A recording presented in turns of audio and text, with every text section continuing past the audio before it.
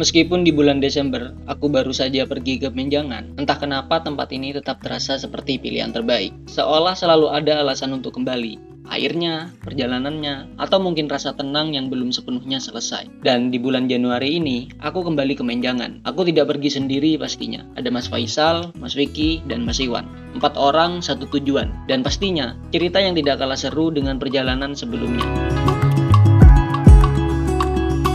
Perjalanan kami dimulai dari rumah Mas Faisal sebagai titik kumpul. Hari Sabtu sekitar jam 3 sore. Kami semua sudah siap untuk berangkat. Perjalanan kali ini kami menggunakan mobil, hasil dari keputusan voting saat merencanakan liburan. Aku memilih mobil karena aku ingin melewati dan mengenal daerah-daerah di Banyuwangi, sekaligus ingin tahu jalannya. Kami melewati Gunung Gemitir, jalanan yang berbelok-belok, pepohonan yang rimbun, dan kecepatan mobil yang sedang membuat perjalanan terasa santai sambil menikmati sejuknya sore hari di Gemitir. Oke teman-teman, tadi perjalanan dimulai dari rumah Mas Faisal sekitar jam 2 siang. Lalu berangkat lewat Sembolan ya Mas? Iya, Sembolan tembus Silo. Tadi juga sempat isi bensin di mana? Pom Silo kalau nggak salah ya. Terus ini kita sudah masuk di Gemitir. Kita menuju ke Banyuwangi. Saat memasuki wilayah Banyuwangi, seperti Desa Genteng dan Desa Rogojampi, jalanan mulai padat. Karena kebetulan, hari ini adalah malam minggu. Suasananya terasa ramai dan lebih hidup, menambah kesan tersendiri dalam perjalanan kami. Sekitar pukul 6 kurang, kami tiba di penginapan Kedaton, Desa Kemiran. Penginapan ini sudah dipesan sebelumnya oleh Mas Faisal melalui aplikasi. Tanpa menunggu lama, Mas Faisal langsung melakukan registrasi check-in dan kami pun masuk ke area penginapan. Di dalamnya terdapat beberapa kamar yang berbentuk rumah adat Jawa. Suasananya asri dan terasa tenang, ornamen-ornamen di dalam kamar juga sangat kental dengan nuansa tradisional. Benar-benar menunjukkan gaya rumah yang jadul dan khas. Pukul 7 kurang 20 menit setelah membersihkan diri dan bersiap menuju Pantai Bum untuk menghabiskan malam minggu. Sebelum benar-benar berangkat, mata kami tertuju pada sebuah ruangan di area penginapan. Ternyata tempat itu menyimpan banyak barang antik, bisa dibilang seperti museum kecil, dengan koleksi bernuansa Jawa yang terasa jadul dan autentik. Kami sempat mengambil beberapa potret di sana, sekedar mengabadikan suasananya. Setelah itu, mobil sudah disiapkan oleh Mas Iwan, dan tanpa menunggu lama, kami langsung berangkat. Jarak dari penginapan ke Pantai Bum sekitar 8 km dengan perkiraan waktu tempuh kurang lebih 20 menit. Malam itu jalanan cukup padat. Lampu kendaraan dan bangunan membuat suasana terasa hidup. Pengendara motor lalu lalang, pedagang di pinggir jalan, dan suara obrolan orang-orang bercampur jadi satu. Sekitar pukul 7 lebih 15 menit kami tiba di Pantai Bum. Kami langsung mencari tempat duduk untuk sekedar mengobrol dan menikmati malam. Kami memilih sebuah kafe mobil yang sudah dimodifikasi, posisinya dekat dengan pinggir pantai. Oh iya, sebelum berangkat ke sini, sebenarnya kami sudah merencanakan satu hal kecil. Kami sengaja memakai sarung biar terlihat lebih lucu dan sedikit berbeda dari yang lain. Kami sempat ditanya dari pondok mana, padahal kami cuma iseng saja memakai sarung karena lebih praktis dan nyaman. Malam itu, aku ingin berbicara di depan kamera, menceritakan suasananya secara langsung, tapi entah kenapa, aku merasa malu karena banyak orang di sekitar. Mungkin memang aku masih belum terbiasa. Tumben isin ako. Kau isin mas. Lagi suka ketemu guys.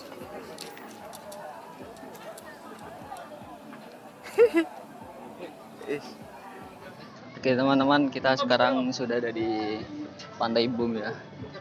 Dan cukup ramai keadaannya. Tadi, oh iya. Kasih duduk, no. Wisin awan. Nggak tahu kenapa kok malu yang ngomong ya. Pakai sarung guys.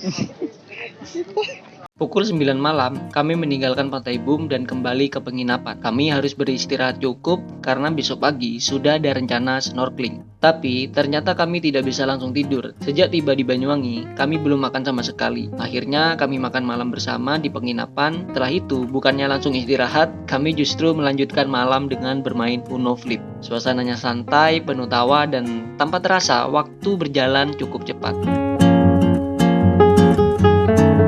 Pagi hari pun tiba, kami semua sudah bersiap untuk berangkat menuju wisata Watu Dodol. Sebelum benar-benar berangkat, aku sempat mengambil beberapa video untuk memperlihatkan suasana pagi di penginapan. Sekalian juga untuk mengisi beberapa bagian di video ini. Oh iya, kali ini aku sudah menyiapkan filter ND Plus CPL. Filter ini membantu mengurangi overexposure saat mengambil gambar di siang hari. Aku membelinya karena pada liburan sebelumnya banyak footage yang terlalu terang. Daripada harus menaikkan shutter speed atau menurunkan aperture terlalu jauh, filter ini jadi solusi yang lebih aman. Dari yang awalnya terlalu terang, hasilnya bisa lebih seimbang seperti ini. Ternyata pagi itu aku salah pakaian. Mereka bilang seharusnya kami sudah langsung memakai pakaian untuk snorkeling. Kami segera meninggalkan penginapan sekitar setengah 8 pagi. Karena pukul 8 kita harus berkumpul di base camp. Kami agak khawatir tertinggal kapal. Untungnya jalanan Banyuwangi di pagi hari tidak terlalu ramai. Jadi waktu tempuh kurang dari 30 menit. Tepat pukul 8 kami tiba di Watu Dodol. Tanpa menunggu lama, kami langsung menuju base camp untuk registrasi dan briefing. Oke, kita sudah tiba di Green Watu Dodol dan ini kita mau melakukan briefing di base camp. Ini kemungkinan jam 9 ya baru berangkat naik kapal menuju ke Pulau Menjangan. Ini masih belum siap, orang-orangnya nggak tahu, katanya 10 orang yang naik kapal, lebih dikit dari yang kemarin. Ini kita melakukan snorkeling part 2 di Menjangan dengan versi yang berbeda. Gimana videonya, seperti apa keseruannya, kita lihat aja.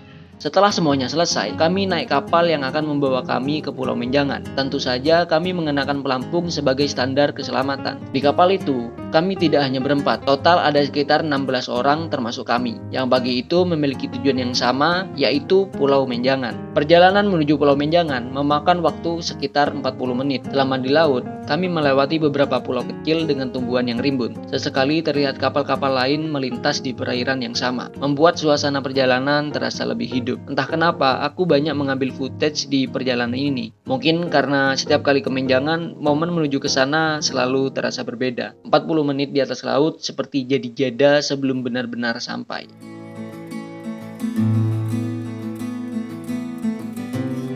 Pukul setengah 10 kami tiba di Pulau Menjangan. Kru kapal mulai menurunkan jangkar dan kapal perlahan berlabuh. Satu persatu kami turun, melewati jembatan dermaga kayu yang memanjang ke daratan. Matahari sudah cukup tinggi dan cahaya siang begitu terang menyambut kami. Di sini kami diberi waktu untuk menjelajahi pulau. Kami berempat memilih berjalan ke arah pantai. Meskipun terik matahari cukup menyengat, entah kenapa rasanya selalu berbeda setiap kali menginjakkan kaki di Menjangan. Langkah terasa lebih ringan, mungkin karena akhirnya sampai juga. Panasnya siang itu seperti terbayar dengan pemandangan laut yang jernih dan suasana yang begitu terbuka. Angin laut dan suara ombak seperti mengganti lelah perjalanan tadi. Pukul 10 lewat 20 menit kami kembali ke kapal untuk melakukan kegiatan selanjutnya, yaitu snorkeling. Oke, cek. Oke teman-teman, tadi kita sudah di Pulau Menjangan, Taman Nasional Bali Barat. Seperti waktu Desember kemarin, ini kita akan menuju ke spot snorkeling yang pertama, yang jaraknya lumayan jauh ya, jarak cukup mungkin 30 menit. Kita jumpa lagi di bawah air.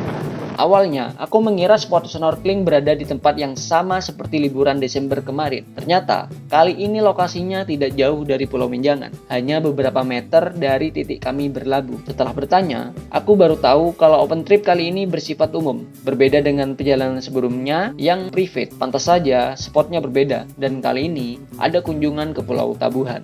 Mas Vicky, kita kan belum bayar, Mas. Iya. Ya, Mas. Kita nggak dapat masker sama alat lainnya, ya boy.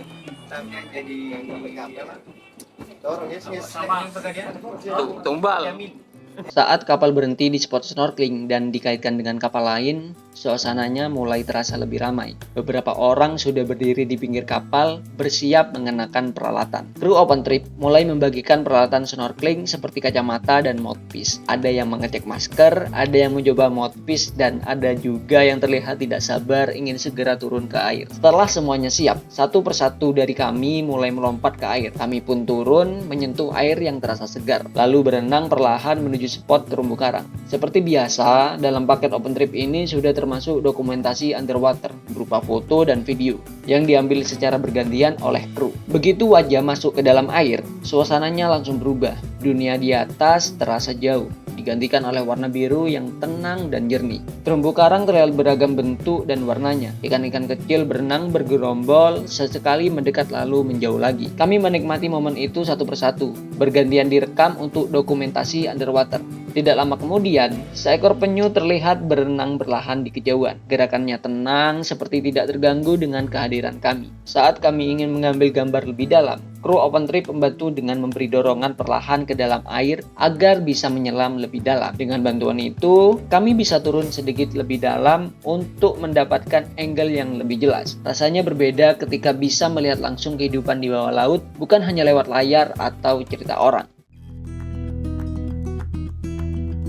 2 jam berada di dalam air membuat kami cukup lelah, tapi juga puas. Saat jangkar mulai dinaikkan, kapal kembali bergerak menuju Pulau Tabuhan. Ombak cukup deras menghantam kapal. Beberapa kali badan terasa terangkat lalu turun lagi mengikuti gelombang. Aku dan beberapa yang lain sempat merasa khawatir, mungkin karena belum terbiasa dengan ombak seperti ini. Angin yang cukup kencang dan musim hujan di bulan Januari ikut mempengaruhi kondisi laut hari itu. Sekitar 30 menit perjalanan, Pulau Tabuhan mulai terlihat dari kejauhan. Lenter timbul ikoniknya perlahan semakin jelas. Kapal pun berlabuh dan kami turun satu persatu. Di Pulau Tabuhan ini, kami mendapatkan jatah makan siang dari Open Trip. Makan siang sederhana, tapi terasa nikmat setelah 2 jam berenang. Kami duduk bersama di tepi pantai. Dengan angin laut yang masih berhembus pelan, suasananya santai, tidak terburu-buru. Setelah makan, kru memperlihatkan hasil foto dan video underwater yang tadi diambil. Melihat hasilnya membuat kami cukup senang, karena ternyata banyak momen yang terekam dengan baik. Kerja Open Trip benar-benar terasa. Mereka sigap membantu saat di air dan memastikan setiap orang mendapat dokumentasi yang bagus. Karena masih ada cukup waktu, aku mencoba mengambil beberapa footage di Pulau Tabuhan. Pasirnya putih, airnya jernih dengan gradasi warna biru yang berbeda dari menjangan. Pulau ini tidak terlalu besar, tapi terasa terbuka dan tenang. Angin berhembus, membuat suasananya terasa khas seperti pulau kecil di tengah laut. 1 jam 30 menit berlalu tanpa terasa, waktu yang cukup lama untuk beristirahat dan menikmati suasana. Akhirnya, kami kembali ke Watu Dodol menuju base camp untuk mengembalikan peralatan dan berganti pakaian kering. Setelah semuanya selesai, perjalanan pun berlanjut kembali ke Jember. Sebelum benar-benar pulang, kami sempat mampir di Cafe Gumitir untuk menikmati hidangan yang dipesan. Perjalanan panjang terasa lengkap dengan singgah sejenak sebelum kembali ke rutinitas. Senang rasanya bisa kembali berlibur, apalagi bersama teman-teman. Selain itu, aku juga tidak perlu mengeluarkan banyak biaya karena ditraktir. Terima kasih untuk kalian, terutama Mas Faisal. Cerita ini akan aku akhiri di sini. Terima kasih sudah menonton dan sampai jumpa di konten selanjutnya.